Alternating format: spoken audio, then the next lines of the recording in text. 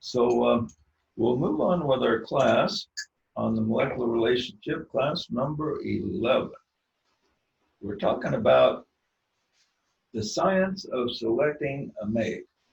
And in the past, selecting a mate was just done randomly. You maybe go to a bar, find somebody that looks interesting, and have a wild time with them. And after 3 days, you whirlwind experience. You get married in Las Vegas to somebody that's an Elvis impersonator or something. And then maybe a couple weeks later, you find out, boy, this person isn't like me at all. You know, okay, well, that's a extreme example, but this happens very often that people wind up with the wrong person. And when they wind up with the wrong person, sometimes they'll stay with that wrong person throughout their entire lives, especially after they get kids. It's really awkward to get a divorce after you get kids. And so the important thing is to get the right person to begin with so that you can have a balanced relationship. Now, the problem with our universe, well, it's not a really problem, it's a reason it's created, but all creation and all moving away from spirit has happened because of imbalance between male and female energies. And there's lots of names for male and female, positive, negative energies like in the atom, the electron is one charge negative and proton is one charge positive, and they exactly balance each other out. So Yin and yang. Right, yin and yang, and they exactly balance each other out. So an atom, a stable atom, can stay in existence for billions of years and never die because it's in balance. Okay, but with us, with male and female, we are out of balance. And this is the whole purpose of the molecular relationship. And what will make it work is to balance the energies. When the energies are balanced, then the masters can look down on a group that has a balance of energies. And they can say, we can use this group. We will send someone to incarnate in this group, or maybe a number of masters would incarnate into the group and share their life with the group. But it can only happen when there's significant balance. Now, there's never perfect balance in this world, but if we get close to the balance area, then that will be good. Now, each one of us are out of balance. Every single person that's here is out of balance. What would happen if you were in balance? You'd just disappear. You wouldn't even be here anymore. You have to be a little bit out of balance to be in this material world because it's created by the male and female energies being a little bit out of balance. But if we can scientifically go back to the 0 point and reach balance, then that's the point where miracles happen. And so that's what we want to do. So the first thing we have to understand is the difference between male and female. And I think we mentioned this before in the class. They work yin and yang hand in hand, and they balance each other completely. And so and that's the way it is in the creation of ideas too. The ideas comes from the masculine aspect and is planted in fertile soil, and the feminine aspect where it grows in the dark. The feminine represents the dark side, the fertile soil. And if the woman is receptive to a man's ideas and gives them life, then they will materialize, whatever they are. Yeah, it's interesting. So the man sends the seed, and the female energy receives the seed. Now, what's interesting about this is how many seeds does the male send in the sexual relationship? How many seeds does the male send when he sends seeds to the female? Millions. Too many to count. He sends just a whole bunch of them, right? And how many does the female wind up accepting, if any at all? Just one. It's usually one.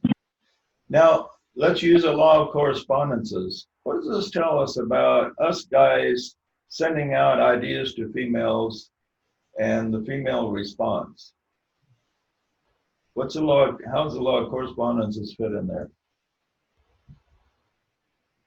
What are we talking about? Relationships, just exchanging ideas between groups of people, groups of men and women, or between male sending and female receiving. Well, I would, for analogy and correspondence, I would think that just certain ideas would be receptive to. Right, but by the correspondence, we're saying that in the physical act, male sends forth lots of seeds, but sperm, but only one is accepted. So the female is very picky, isn't she? In other words, she just doesn't accept any sperm that is sent to her. She's very selective about what she decides to accept. How about you guys in real life? Have you found when you try to get a female's attention that it's quite difficult? It takes about everything you've got. Let's say you're in a bar and there's a beautiful female pulls up to a table and you're attracted to her. You go over to her table and you say, I seem to have dropped my medal of freedom around here somewhere. What was that? Well, the first thing you say, Joe, is, can I buy you a drink? Because you know she'll be receptive to that idea. Yeah. And then you find something else that she'll be receptive to. If you can make her laugh, then you're on the right track. That's you've planted another seed. Yeah, what generally happens though is the guy will go over, maybe he tells a couple jokes or does a bunch of things, and she'll think, yeah, right, he's kind of out to lunch.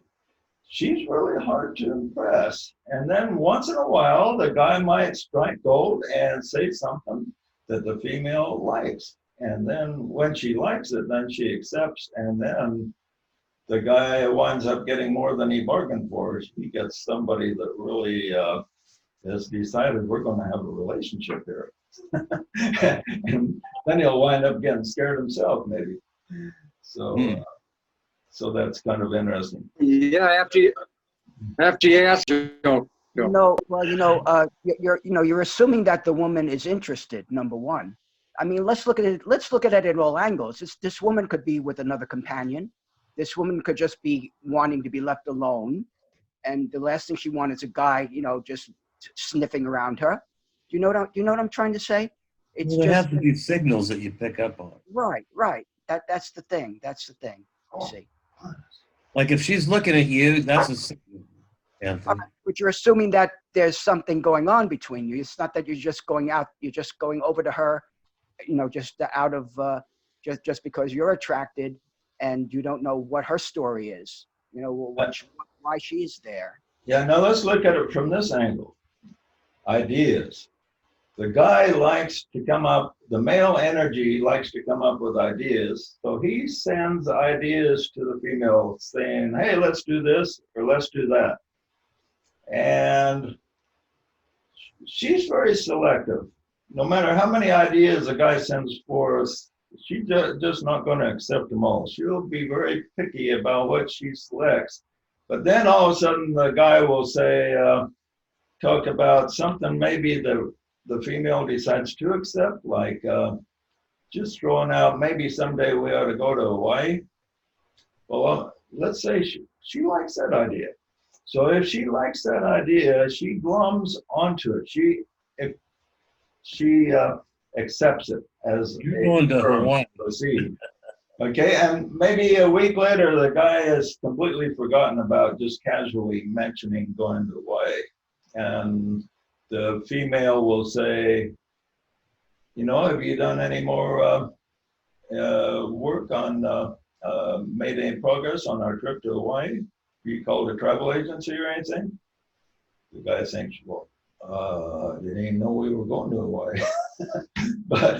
but anyway, if that's stuck in her mind, then believe me, you two are going to Hawaii eventually, because that's the way the female energy works. The female energy, once it accepts something planted from the male energy, then it begins to grow in her womb. And if it's nourished, if it's not aborted, it will materialize. And this is the magic of creation of the male female energy. Now, you don't have to be married to do this. And it happens naturally between males and females. If you have a company and there's males and females in there, and you're working with each other's energies, magic can happen if the energies are applied correctly. Now, the trouble is the energies are, we don't understand the energies, so we don't apply them correctly. What's popular in today's culture is to not differentiate between male and female, where there is a differentiation. We are all polarized in either male or female energies, and we're polarized to a different degree. Now, it's important the students understand what we mean by polarization. Well, if you're polarized, say there's a unit of male and a unit of female energy to counterbalance each other off. In each one of us, we have both energies. But some of us, normally, if you're in a male body, you'll be polarized more in male than female. So what you're saying is the soul is neutral, but when you come into manifestation, you're pulled into either more negative or more positive polarity. Right, you're one or the other. And you're at different degrees. As you go through cycles, when we reincarnate, we go through a cycle where we incarnate as male, and then another cycle as female. And as we begin our cycle as male, we are polarized as male, but not very strong. And these people are often the gay people, because they are not polarized very strong in one energy or another. So they don't have a strong attraction toward the opposite sex. And then you go through a period where your energy increases until you're very strongly attracted to the opposite sex. So let's go on a scale of 1 through 10. Each one of us, now if you're in a male body, now there's exceptions to everything. Some people are born into a male body and they feel like they're female. So they may have a little bit excess of female energy, or they may be close to the 0 point and they're not sure which they are. So, but as you go through a series of lives, you will be polarized one way or another. So if you're polarized 51% or more in the male energy, then you're basically a male energy. But even though you're 49% female, if you're 60% male energy, then you're a strong male. But let's go by the number 1 through 10, saying 10 is the strongest male polarization. Even in the strongest male polarization, you still have a lot of female energy within you. Now, if you're polarized in the female, then you are also have these degrees. So let's number it 1 through 10. If you're a 1, you're not strongly attracted toward the opposite sex. If you are up to like a 7 or 8, or eventually a 10, then you're very powerfully attracted to the opposite sex. And you're strongly attracted because you're out of balance. You're out of balance because you don't feel balance unless you have someone of the opposite sex balancing off your energies. Now, even though you're out of balance, being a number 10 or 8 or 9 or 10, you're very highly driven male, for instance, and you're very attracted to the opposite sex, have a hard time resisting them even. But you can balance off those energies with a strong female.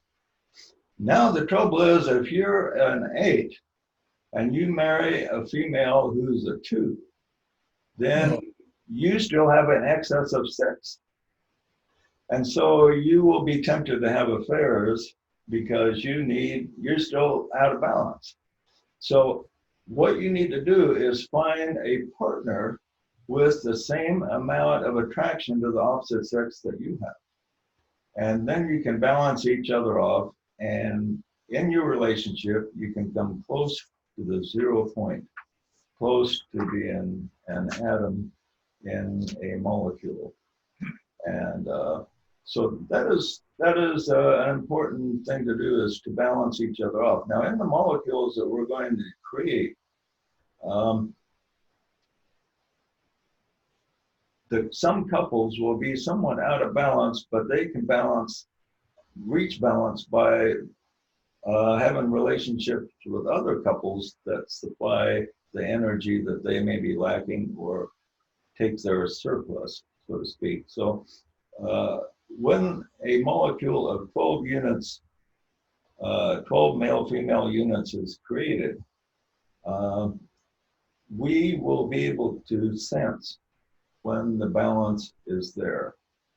When the balance is there, we'll feel a tremendous connection with spiritual life that we've never felt before. And then it will be a possible vehicle for use of higher lives. And then what will happen will be a higher life will actually come down and incarnate right into the molecule. So the molecule will be a physical body for someone that's master or higher. And so that will be interesting. So this is one important ingredient in the relationships, is to balance each other off. So in common vernacular, what to look for in a mate would be someone with the same type of attraction to the opposite sex that you have. In other words, you're very attracted to this person. Is the person equally attracted to you, so you can balance each other's energies off? So neither one of you will feel like having an affair once you are in a committed relationship. Okay, any questions or comments on that? Yes. Well, you can have a partner that's sexually compatible but not spiritually compatible. Right, Usually, that's the next thing. Right, that's a good point, Curtis. what usually happens is the one that's not spiritually motivated will spin off.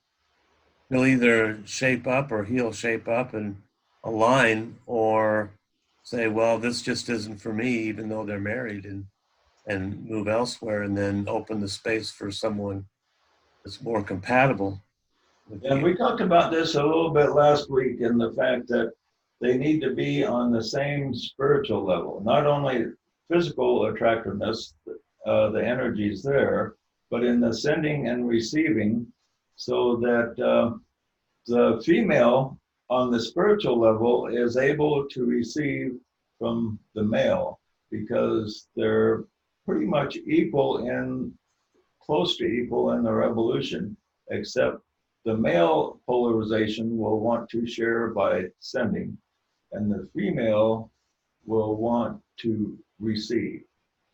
Now, each one of us have both energies within us, but if we go with our polarization, where our energies are strongest, then it's like swimming downstream. If we decide to go against our energies, if you're in a strong male energy and you decide to go the female direction, then it's like swimming upstream. You can do it, but it takes more energy. And we see this in the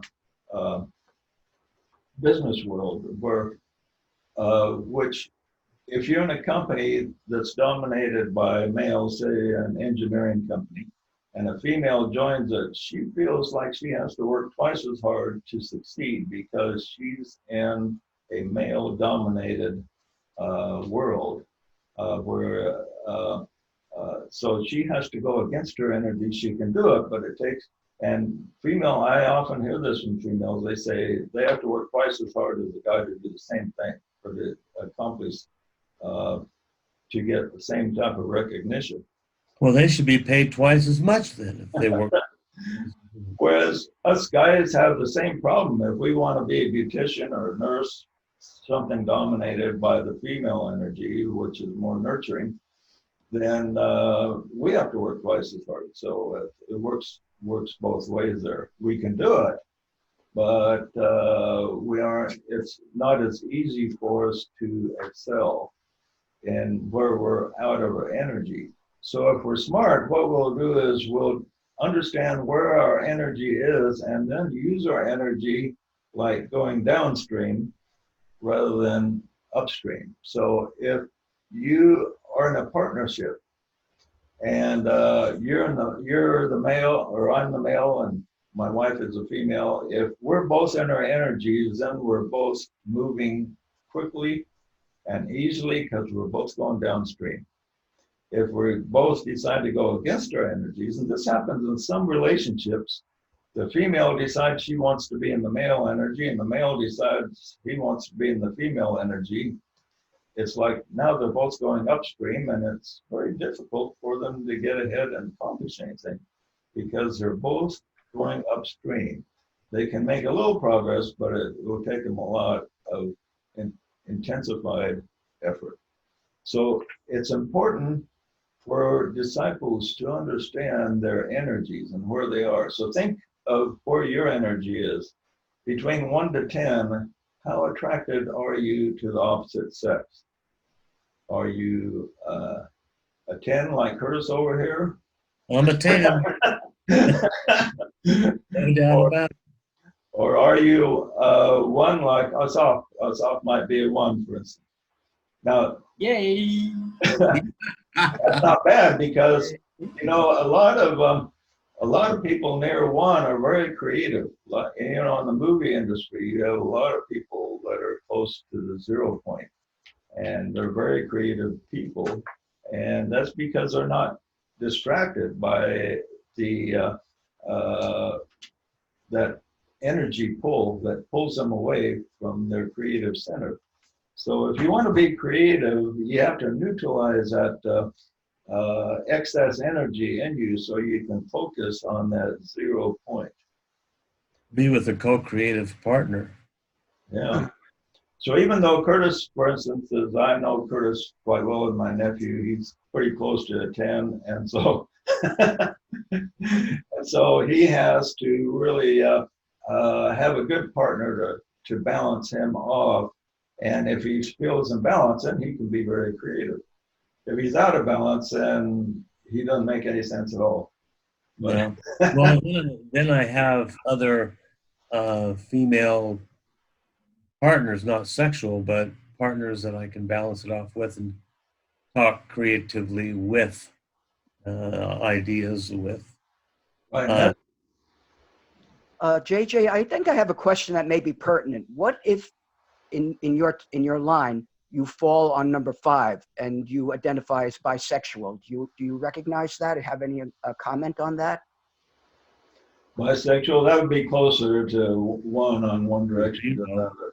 5, if you're 5, you're polarized enough that you know which sex you identify with. Uh-huh. Yeah. So if you're bisexual, it's between 1, if you're a positive 1, a negative 1, or close to 0, then it brings in, then you're really sometimes a lot of these people aren't sure where they are. You know, they've just crossed over in a previous life perhaps, or maybe having some residual pull from a past life. So there's lots of things that enter in. Once a person gets about 3 or 4, then he'll definitely identify with the sex of which his body is.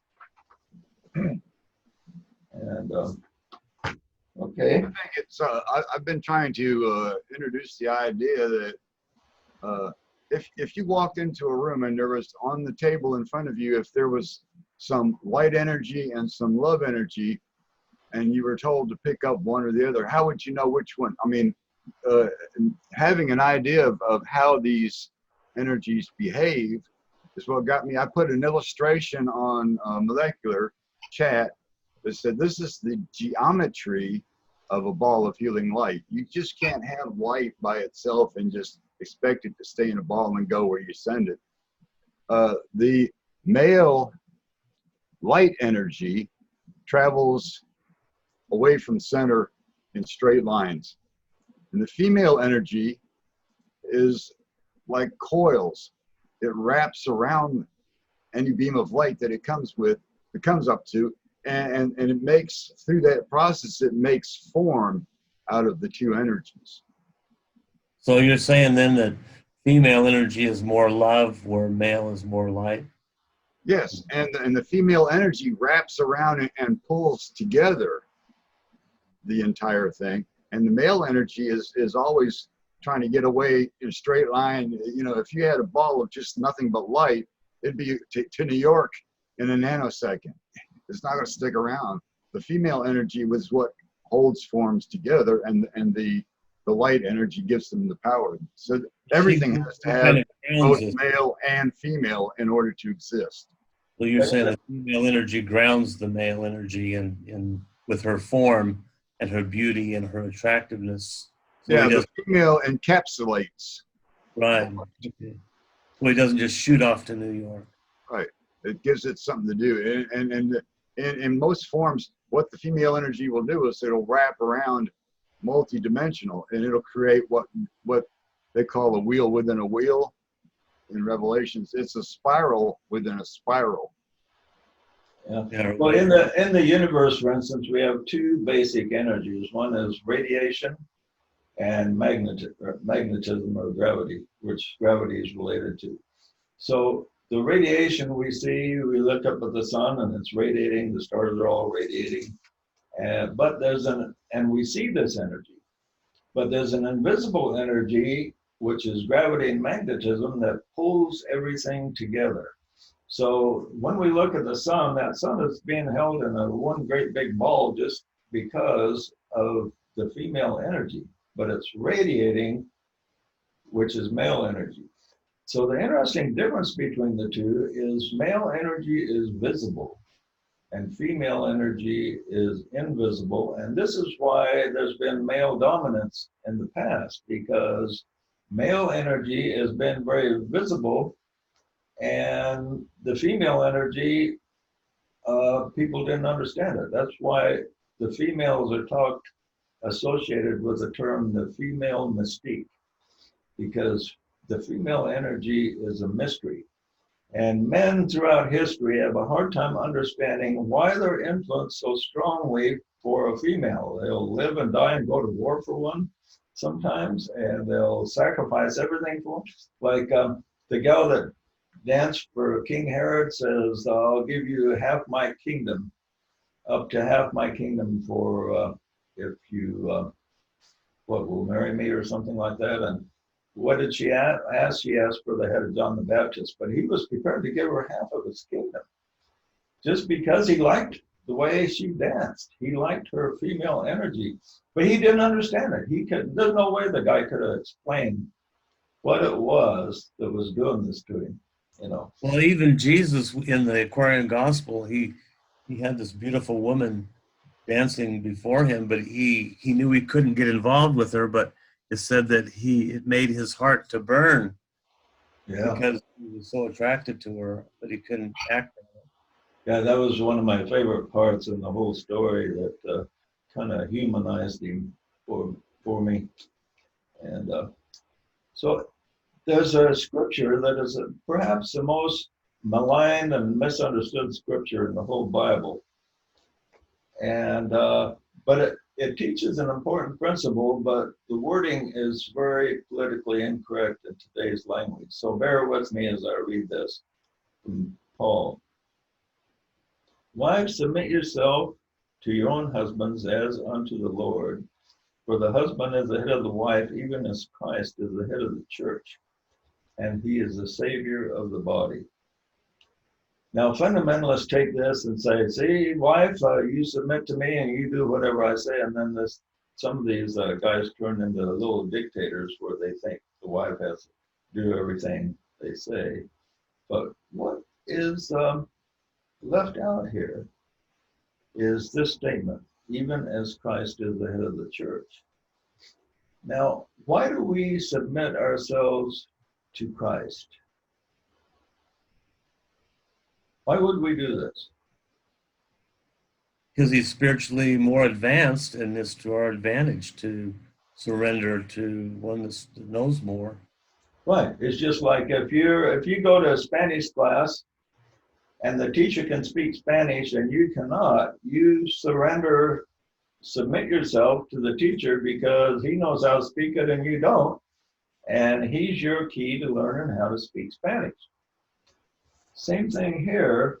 If the male has things to send to the female, then it's to the female's advantage to say, okay, I'm willing to receive.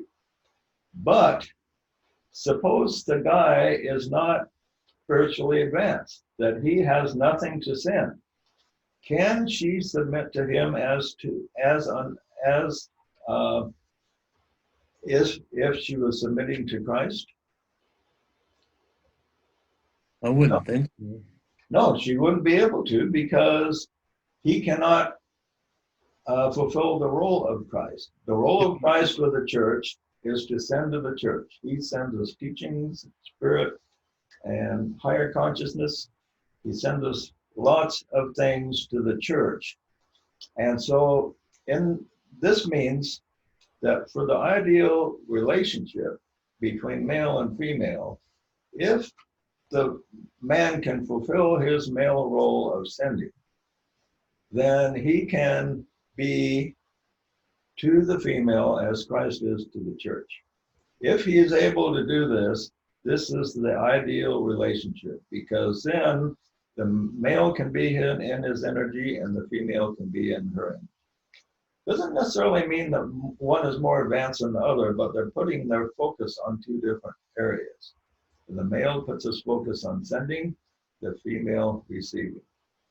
Now, I have a lot of people who said to me in the past, well, I both send and receive. Well, yeah, that's true. We all have male and female energy in us, but remember, every single person on the earth is polarized more in one energy than the other.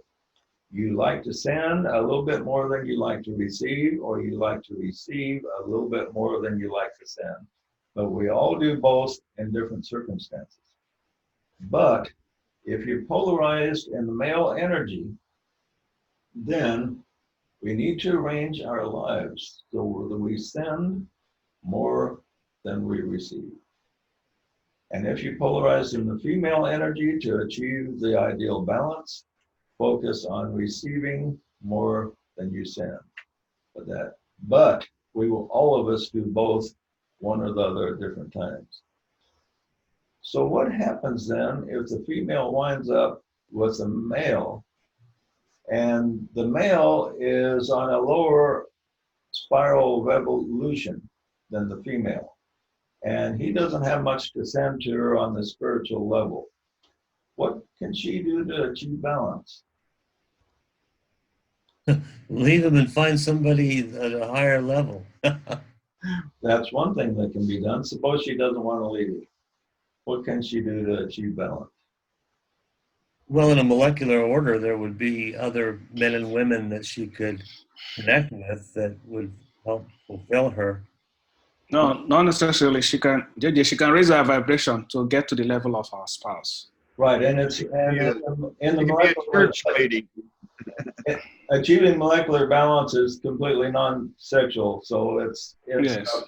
On this level. So let's say a female here feels out of balance because her guy is just interested in football and drinking beer, and he doesn't even want to talk about spiritual stuff. Okay, so she can come to like meetings like this, or find a spiritual teacher and learn from him and receive. And then she can send to him. She can say, honey, you know, I learned this. And so she can use her male energy, but still she's receiving more than she gives, because he's kind of hard to get through. He's kind of got a thick skull. So she gets a little bit through to him. So she's able to send a little bit, but she's receiving a whole bunch because she found a good spiritual source. So this is what we have to do. We have to balance these energies off, and you'll know when you're in balance, because if you feel your energies and they feel imbalance, you'll feel a sense of peace about yourself, that things are going the way they should go.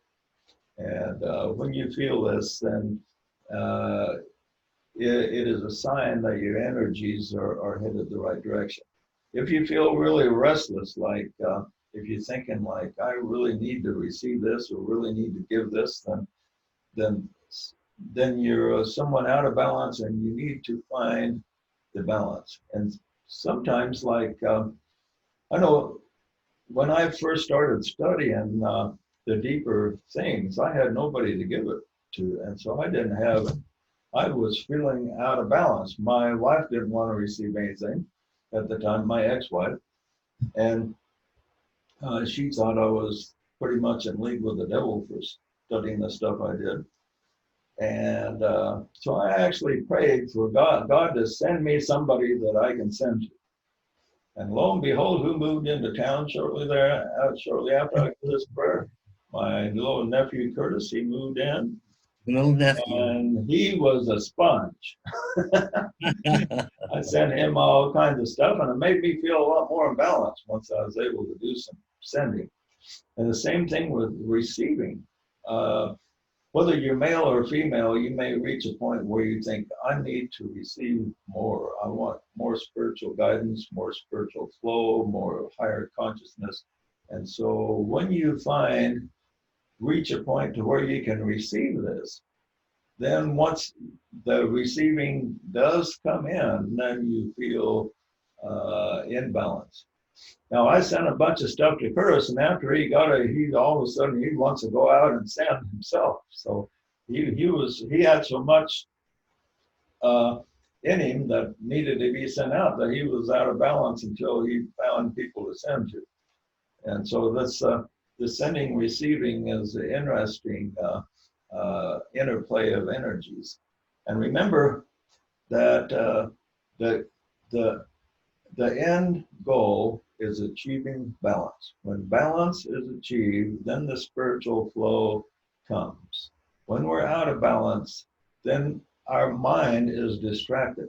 It takes tremendous focus on the inner self to make contact if our energies are out of balance. If our energies are in balance, then we're at peace, and it's a lot easier to focus on the inner God. Amen. Okay. So,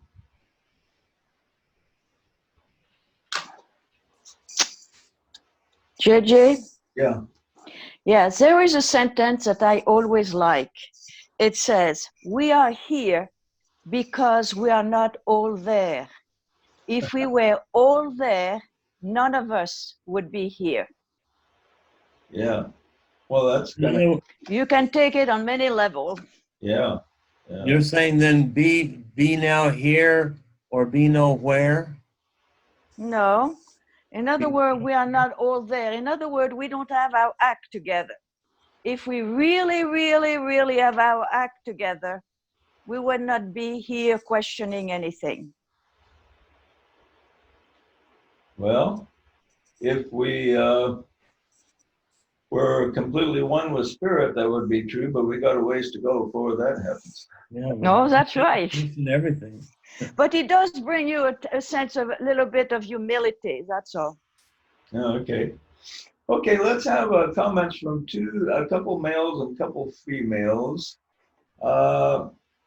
We've talked about males being polarized in the sending energy. Who, besides Curtis, we've heard plenty from him. Let's hear from somebody else. Who feels like the polarized and male energy among the males here. Who can identify with that? How about you, Adam? We haven't heard from you for a while. He's another strong male, right up there, close to a 10. Yeah, what do you want to know? You identify with being the sending energy? Yeah, I would say so. Yeah. Most situations. Yeah, you're a strong, and I'll bet your wife enjoys being a receiver. I think so. We She work. there? Yeah, she's here. I guess I shouldn't speak for her. How do you feel? You feel comfortable in the receiving? Yes. Do you identify with that you feel comfortable when you can lean on Adam and be sent? Yes. Energy's fine? Yeah. I think so. Yeah. So it's interesting how that works. Okay, let's pick on somebody else here. It never gives the orthodox answer. Let's see what Ed will come up with. Do you feel that you enjoy sending, Ed? I know you send to us every week. You send to the group. I enjoy taking the midway point. I enjoy sending things that I think are inspirational. Yeah. But in my life, I've had more opportunities from women who try to chat me up than the other way around. Yeah. So you had a number of aggressive women you had to deal with. Okay. Let's see who else we got here to comment on. Jill, what do you think about? Do you identify with being receiving more than sending? But both of them, of course, are play. Yeah, I'm very much aware of when I do have a need to share, to send, but as far as being receptive, I think, yeah, I am more leaning towards that way. But overall, I think women have a more sophisticated filter system. And that's why we're so selective. Yeah. Yeah, you guys are definitely more selective than us guys. I mean, my wife likes to compare us guys to puppy dogs, where they're happy with anything that you give them. Whereas females are like cats. Yes. Females are like cats. The trick is if for guys, you have to shine as brightly as you can, and if you're a gal, you have to wrap that guy around your little finger. Okay. Now, the female and male energies have taken turns dominating. The female has pulled us into matter. And the job of the male is to take us out of matter into spirit.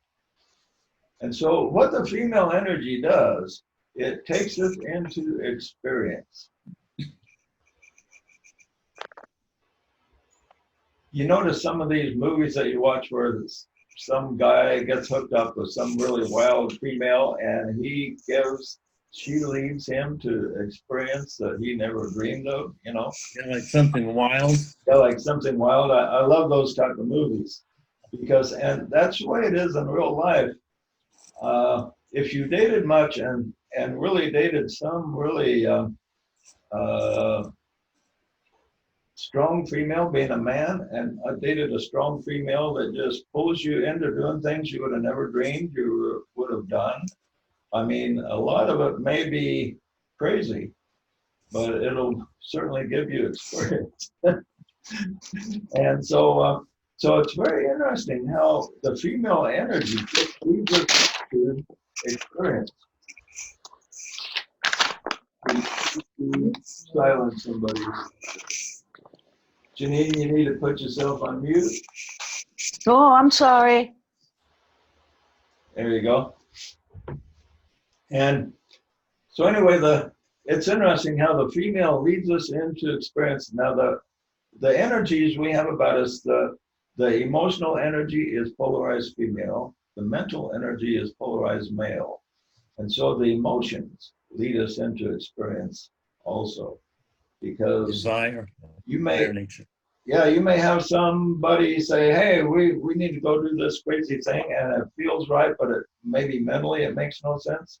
But you do it because we're governed largely by our feelings. So we just jump into it, and we maybe have some crazy experience. We may regret it at the time, but the funny thing is, after an experience is over, even though it was maybe painful or you suffered a loss, you wouldn't really sell the memory for anything, because the experience gives you learning in a way that you can't learn from any book. So the female energy leads us into all kinds of experience. So it pulls us into matter, leads us into experience. And then the male energy says, well, I think I've learned enough. Let's leave this and go back to spirit. And with that, we will end with any comments or questions, and we'll wrap it up. JJ, I just also wanted to add that I think that generally speaking, and there are always exceptions, but generally speaking, I think that women tend to be more empathetic, and I think that goes along with being more receptive, more strongly receptive than men. I mean, I identify myself as being a very perceptive and empathetic person. And I would say that the majority of the women I know are more like that, and the majority of the men I know are not. Yeah, on the emotional level and then the higher intuitive level, the females dominate. And they pick up things, they're more nurturing, they have more empathy. I have encountered quite a few males in my life that seem to have zero empathy. But most females have at least a degree of it, and a lot of them are very empathetic. But males are a totally different animal, except those near the 0 point. Those near the 0 point go a little bit both directions, and so that's it's very interesting to contemplate the energies. But those people who think male and female are the same, the only difference is the race different or something like that, I mean, they're totally out to lunch. They don't understand the energies.